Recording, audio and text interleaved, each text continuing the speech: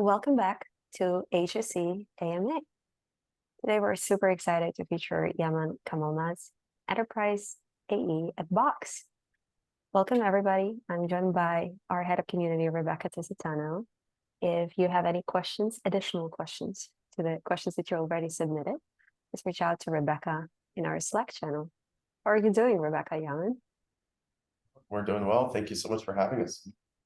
Doing so well and ready to rapid fire questions at Yaman because we have so many and only half an hour. This is going to be really great. Just so you know, if Yaman is on hardskill.exchange. And so if you really like the responses that he gives to these questions and you're like, wow, I really need somebody like this, you can find him at hardskill.exchange. And with that, we will start volleying questions at you. Shoot them over. Let's do it. How do you drive deal urgency? Cool. So just as a preface, just because we have 30 minutes, I am not going to give long-winded answers. I'll keep it to the point. Driving urgency, very simple. Tie whatever you're selling to the company objectives. Make sure you have a mutual plan in place, and also make sure they understand the cost of inaction. How do you create bridges for value to be created? So when you want to create a bridge for value to be created, I'm assuming here you mean like portraying value through a business case, for example. It starts off with a champion. Make sure that your champion takes that internally and gathers the right people who need to be involved in order for the case to be created, and make sure you have the right people on your side. But yeah, your champion is ultimately the most important person that would propel this forward internally with the company. How do you get a C-level to a meeting? Through another C-level or executive. Yeah, you gotta, C-levels respond to other C-levels. So you want to make sure that you have access to an executive or an executive sponsor from your side and have them ask for the meeting.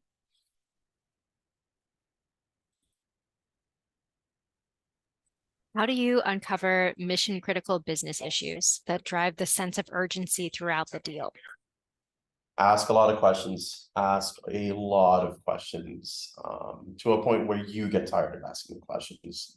You want to be doing this throughout the sales cycle, not only through discovery. But yeah, it's very simple. You just got to keep asking questions, probe and probe and probe until you get to exactly what are those value drivers that are driving this deal forward. Let's continue. Driving engagement here. Negotiations online versus face-to-face. Face-to-face all the time. And not only just negotiations, any meeting. If you can take any meeting in person, do it. Body language is gold. And people buy from people. And when you're there in 3D versus a two-dimensional face on a screen, it amplifies that human interaction. So certainly not only just a negotiation, but for your first meeting, any stage of the sales cycle that could be done in person should be done in person. Buying processes changed during recent years. How did you shift to stay on top? I read a lot. I mean, I don't know, maybe I'm a nerd and I read sales books in my free time, but buying processes have certainly changed. One of the most important books that kind of shifted the paradigm was The Challenger Sale. Coming out of the notion that the buyer is ever more informed nowadays. A fun statistic that by the time a customer reaches out to you, they're pretty much 50% throughout the buyer journey. And that evolves, right? So now one of the most important books to read is The Jolt Effect by Matthew Dixon, which is a very important book to read, especially during a time like this, a recession. So just staying on top of the literature and making sure that you're picking and choosing what fits your style, because there is no one book out there that is a silver bullet. What's your go-to discovery question? The N in band. I don't really focus so much on the B and the A and the T. If you find a need that is crucial to the organization, typically your customer will find the budget. You normally don't ever talk to the authority on the first call, and timelines shift. Focus heavily on the need, the how, the why, what's the current state, why is it in such a way, what is your future desired state, how do you plan on getting there, why do you plan on getting there, what happens if you don't get there. The end is the most important place to live in the discovery phase of a deal. How do you build a solid case when the product's impact is hard to quantify, such as cybersecurity? Yeah, it's a tough one. Not every project is, the number of leads converted. It's not always easy to tie into, increasing revenue or reducing cost. But I think if you ask the right questions and if you probe deep enough, you can tie to value drivers that would ultimately affect either bottom or top line. So for example, with cybersecurity, you can ask proxy questions like, what is typically the normal cost of a breach, right? While we're mitigating risk here, risk has a direct correlation with cost, right? Because normally the higher risk exposure you have as an organization, the more likely that you're going to be breached. Customer information is probably going to leak. And then you can tie that through industry averages on the cost involved. How do you penetrate an enterprise account? Takes a village. Takes a village. Starts off with hyper organization. So you want to make sure that you have a Bible called the account plan. That is a long-winded document that is never fun to create, which takes hours and hours and hours. But essentially what that account plan is the North Star of how we as a team are going to penetrate and approach this account. It'll have very cool things like the industry, your POV, their competitors, the organizational chart. And what you need to do is set bi-weekly meetings with the account team to repeatedly go over that account plan, divide and conquer what parts of the organization and who from the organization does every single person reach out to, right? So your VPs are going to be reaching out to specific individuals. Your sales director is going to be reaching out to specific individuals. Your CFO or your CRO is going to be reaching out to specific individuals.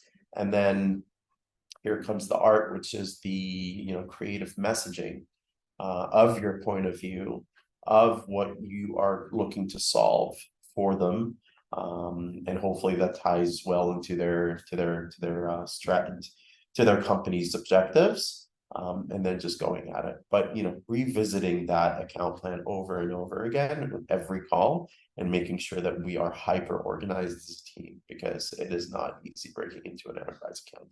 It's not, hey, pick up the phone and this is why I'm calling. It takes a village. We gotta be without any emotions and just, robotically read the questions from the audience. So to all of you joining, this is a fun job to do, but unfortunately, we have to diverge here. How do you nail a boardroom presentation? Yeah, let's less words on the screen. Keep it simple. Typically people at the board, executives, they do not want to see anything that has a lot of noise. They probably have attended these meetings over and over and over again. Keep it simple, keep it to the point. Make sure that you do not inundate them with slides that have a lot of jargon. Executives hate jargon. They hear that all day, every day. No words like digital transformation, no words like synergy. Keep it very simple, keep it down to earth. More graphics, less words, keep it short and sweet.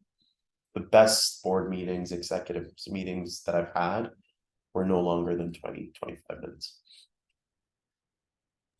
What's the most important aspect of negotiating a larger deal? Preparation, understanding what you're willing to give, and knowing what your bottom line is, and sticking to it. There's actually a really good book by an FBI hostage negotiator called Don't Split the Difference. Highly recommend you read that. You can apply, well, not as high octane as hostage negotiations, but you can certainly apply a lot of those skills in the book. And I think this is a very important concept. Anchor first. Anchor first. First person to anchor in negotiation usually wins. How do you leverage the concept of anchoring? Great segue. Yeah, as previously mentioned, the first person to speak usually wins. First person to anchor usually wins. And this goes back to human psychology. If I anchor, typically if the customer anchors first, they're more likely going to be anchoring at a lower anchor than I would have. So let's say $10,000. Now, what would normally happen is through negotiation, you're going to get the customer to accept at a higher price, right? So $15,000. What studies have shown that if a customer anchors first, normally both parties leave feeling that they've lost.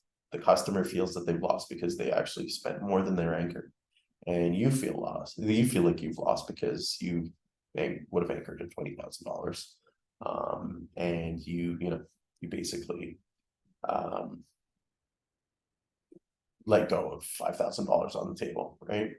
If you anchor first at $20,000, normally what would happen, you would negotiate, lower the price a little bit, maybe to $18,000. You still got that delta of 3,000, and the customer feels that they've gotten a deal of $2,000, right? So it's a win-win.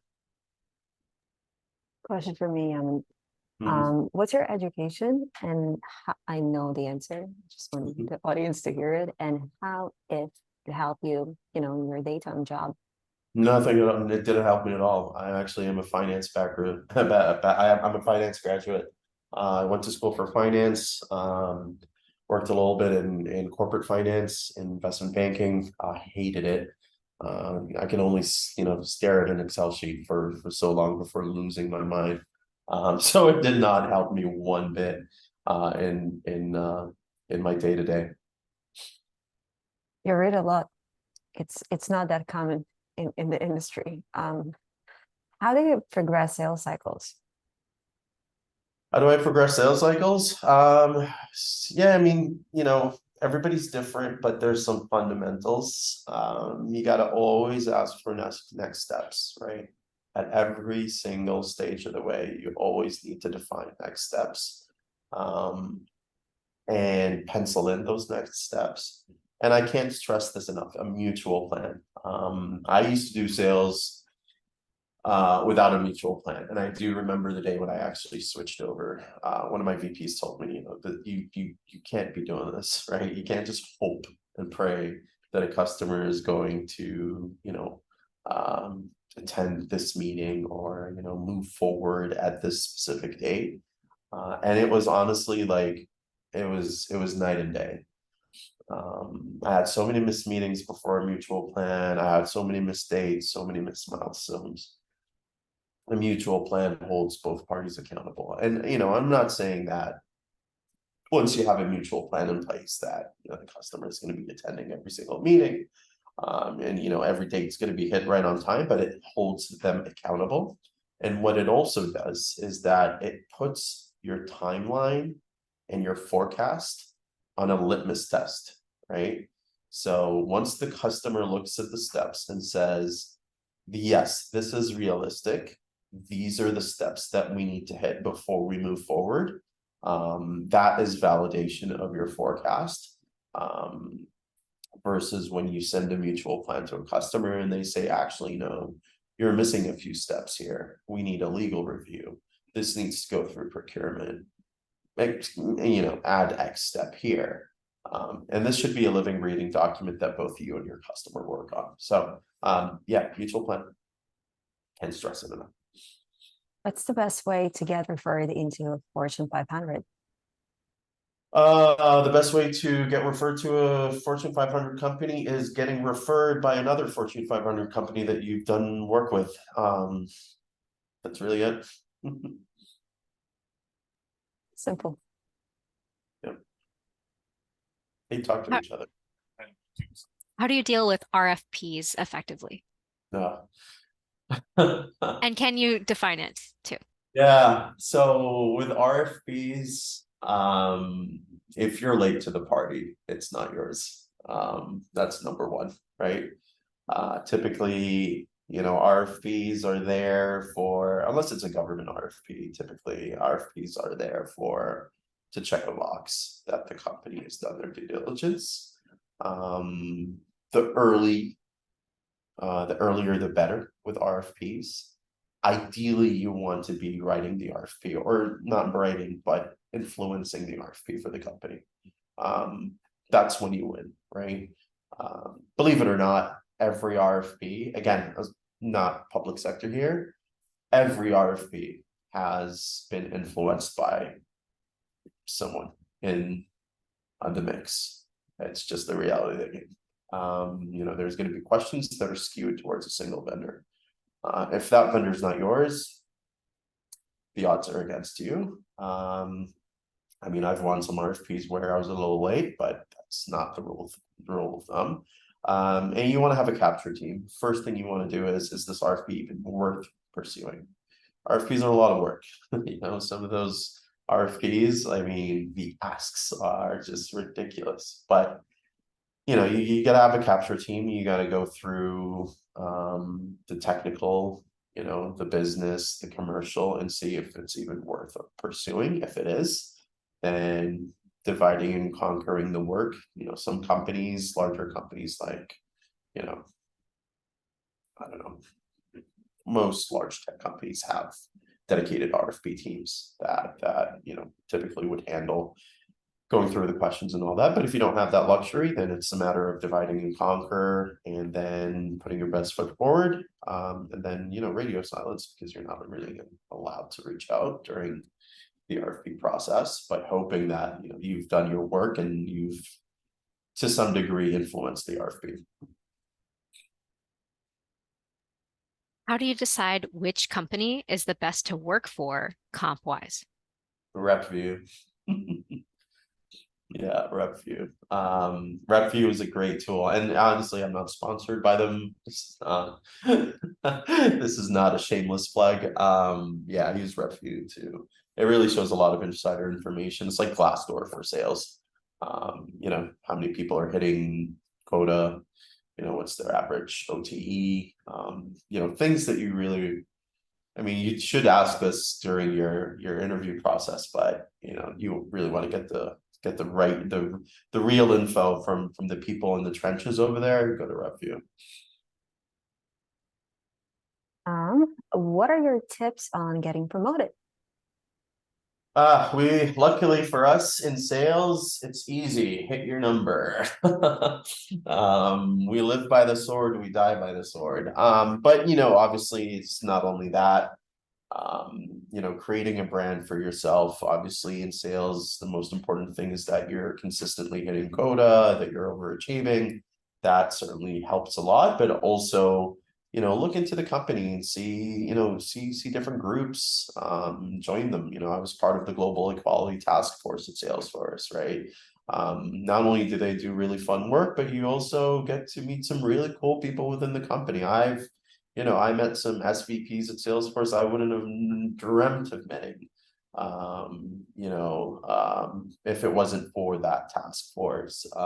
So put yourself out there, join groups, do a lot of volunteering, organize a lot of volunteering, do things that don't just involve selling. people will take notice. And once you're in line for a promotion, these things make a huge difference.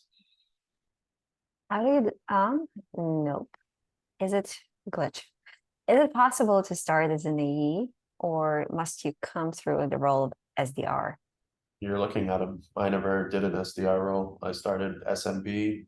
Yeah, was thrown in the trenches. They didn't even give me a floating device. I had a list of leads and go at it, Yaman. But yeah, no, definitely no need to start an SDR. Yeah, it's you can certainly start as an AE for sure. How do you deal with organizational politics? I try not to. I really try not to. The further away you are from them, the better. Obviously, sometimes it's inevitable. But I try my best to keep my head down, be on the right side of everybody and just focus on my work. What type of training have you received in your enterprise roles? Oh, the whole gamut, Sandler, social selling, um, Challenger. We had the Jolt effect, Matthew Dixon come in. Yeah, we've like John Barrows, but too many to count. How has the recession impacted your ability to sell? Made it more interesting. Made it more interesting. I love a challenge. I'm the kind of guy that, when it's coasting and it's rainbows and daisies, I'm not very, doesn't really excite me. It's made it obviously a lot more difficult, but it's also made it a lot more interesting. Because now you got to put in work, right? Now you really gotta this is where your skills come to the test. You have to differentiate yourself from everybody out there to get that deal. You really got to grind. You got to put everything that you've learned on the table here to earn the customer's business, because no is the default answer in the environment that we're in. And I go back to, I don't know why I'm shamelessly plugging things that I'm not sponsored for. I go back to the Jolt effect, read that. You do yourself a favor, read the Jolt effect by Matthew Dixon. It is the most relevant sales book right now for the environment that we're in. Question: what books, I don't know, courses, anything, tactics, strategies, what helped you the most just in succeeding, in sales? John Barrows, 100%.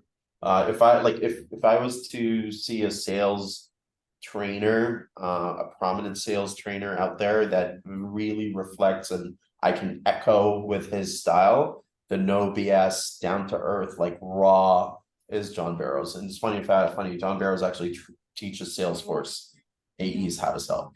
Every Salesforce AE that gets hired goes through the John Barrows training. I don't know if they do this anymore, but he is the most raw, I'll give it to you straight, no fluff, no BS sales trainer out there. And I find, that his content resonates with me the most, and I try to replicate it. Last question. Last question, but I have more questions. What strategies do you use to engage and obtain sponsorship from the C-suite? So it's a good one. Oh, I lean heavily on my leadership to engage with the C-suite. I know I'm a lowly AE that probably has a very, very small chance in reaching out to a CEO and getting their undivided attention. But I rely heavily on my executive sponsors. Normally, you'll be surprised, a lot of your executive sponsors would actually have connections to those executives that you're trying to reach out to. And typically what we do, one of the most successful strategies that I've seen really work is providing what we call like innovation center meetings, right? Typically thought leadership engagements with executives where we bring industry leaders, SMEs, that can speak to what they're seeing in the industry, and these SMEs actually come from that industry. So for example, going back to Salesforce, we had an industry team for almost every industry out there that actually worked in that industry for decades or came from like, the likes of McKinsey or BCG that know that industry inside and out. And we would, propose thought leadership meetings with these executives on what we're seeing, trends, what the competition is doing. And we had a lot of success with meetings like this. We used to call them SICs, Salesforce Innovation Center meetings. And those would typically be proposed by our leadership, to the C-suite, and that's normally because that's really what they care about, right? They're caring about that strategic, long-term vision. So you got to speak their language, and you want to make sure that you present it with people on that level. People are loving the raw format. Love it. And questions, keep coming. So one more. What is your inspiration for going into enterprise? Yeah, I like closing big deals. It's fun, I love my time as an SMB, the quick transactional, quick sales cycles. Then when I went to mid-market, I kind of saw a little bit of a hint of enterprise, what it's like to work on these accounts. And now that I am in enterprise, I'm loving it because it's a lot of strategy, right? It's, with enterprise, you're going to get what you put in for all these months of planning. And it's just a lot. It's very team oriented. I love working with a team that's focused on one goal, right?